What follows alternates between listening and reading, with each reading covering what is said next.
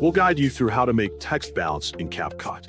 Quick disclaimer: skipping a single step will affect your final result, so you need to follow this step-by-step guide carefully.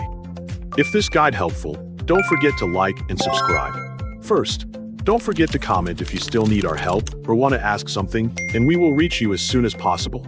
Second, access the Windows Start menu on your computer and enter CapCut into the search bar.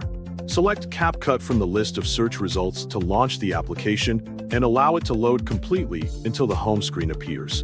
Create a new editing project or continue working on an existing one, depending on your needs.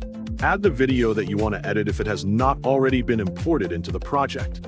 Move the video clip onto the editing timeline so it is ready for further adjustments. Open the text menu from the toolbar at the top of the screen to access the available text tools. Click Add Text to insert a new text layer. Then enter the text that you want to display in your video. Set the text style by changing its font, color, size, and screen position until it matches the appearance you want. Highlight the text layer by clicking it on the timeline to make sure it is selected before applying any animation.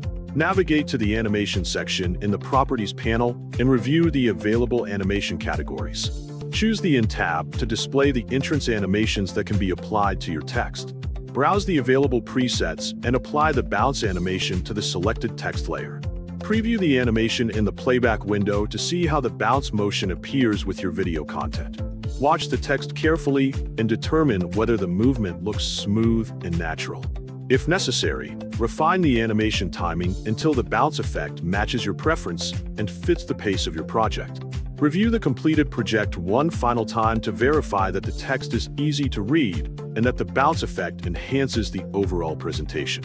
Once you are satisfied with the final result, save your project so the bounce text effect and all of your recent editing changes are preserved for future purpose.